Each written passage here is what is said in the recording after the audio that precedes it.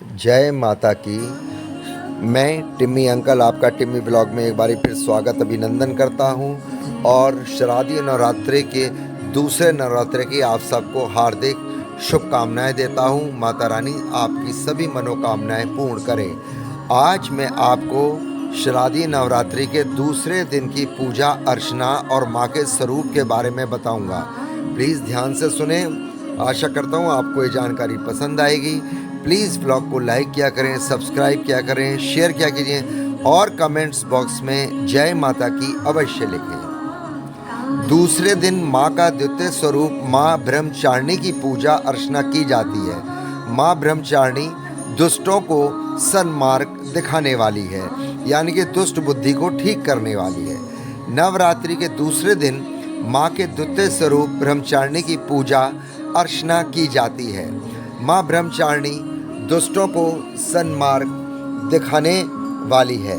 माता की भक्ति से व्यक्ति में तप की शक्ति, त्याग, सदाचार, स्वयं और वैराग्य जैसे गुणों में वृद्धि होती है।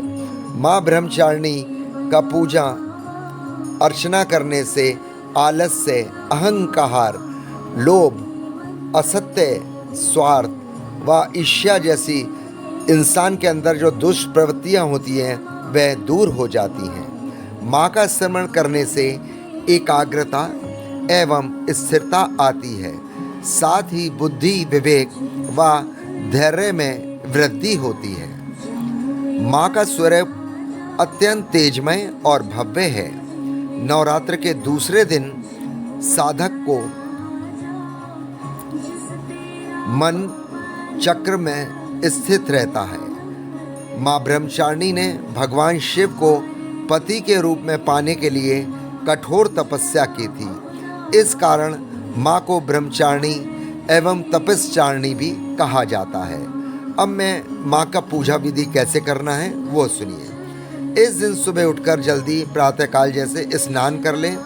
फिर पूजा के स्थान पर थोड़ा गंगा जल छिड़क कर उससे स्थान की शुद्धि कर लें और घर में माँ का देसी घी का कोशिश करें दीप जलाएं। माँ दुर्गा का गंगा जल से अभिषेक करें। अब माँ दुर्गा को आराध्य दें। माँ को अक्षित, सिंदूर और लाल पुष्प अर्पित करें अगर पॉसिबल हो सके। प्रसाद में रूप में फल और मिठाई माँ को चढ़ाएं। धूप और दीपक जलाकर दुर्गा चालीसा का पाठ करें और फिर माँ की आरती करें। माँ को भोग भी लगाएं। इस बात का ध्यान रखें कि भगवान को सिर्फ सात्विक चीज़ों का ही भोग लगाया जाता है। अब माँ को क्या पसंद है वह मैं आपको बताऊंगा। माँ देवी ब्रह्मचारिणी को गुड़हल और कमल के फूल बेहद पसंद हैं और इसलिए इनकी पूजा के दौरान इन्हीं फूलों को देवी माँ के चरणों में अर्पित करें। चूँकि माँ को चीनी और मिश्री काफ़ी पसंद है, इसलिए माँ को भोग में चीनी, मिश्री के और पंचामृत का भोग लगाएं।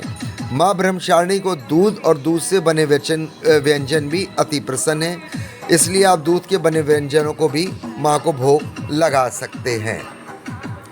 इन्हीं चीज़ों का माँ ब्रह्मचारिणी प्रसन्न हो जाएगी। माँ ब्रह्मचारिणी, अब मैं माँ ब्रह्मचारिणी की थोड़ी कथा बता देता हूँ आपको। माँ ब्रह्मचारिणी ने राजा हिमालय के घर में जन्म लिया था। नारद जी की सलाह पर उन्होंने कठोर तप किया, भगवान शिव को पति के स्वरूप में प्राप्त कर सके। कठोर तप के कारण ब्रह्मचारी भगवान शिव की आराधना को 1000 वर्ष तक उन्होंने केवल फूल खाए और 100 वर्षों तक शाक खाकर जीवित रहीं। कठोर तप से उनका शरीर क्षीण हो गया। उनका तप देखकर सभी देवता, ऋषि, मुनि अत्यंत प्रभावित हुए। उन्होंने कहा कि आपके जैसा अभी तक किसी ने ऐसा तप नहीं किया। आपकी मनोकामना अवश्य पूर्ण होगी। भगवान शिव आपको पति के रूप में प्राप्त होंगे। ऐसा देवता, ऋषि, मुनियों ने ब्रह्मचारिणी माँ को आशीर्वाद दिया और जैसा कि आपको पता है भोलेनाथ की फिर विवाह हुआ माँ से। आशा करता हूँ आपको ये ब्लॉग की जानकारी दूसरे नवरात्रि में पूजा अर्चना कैसे करनी पसंद आएगी। प्लीज़ ब्लॉग को लाइक करें, सब्सक्राइब करें, शेयर करें।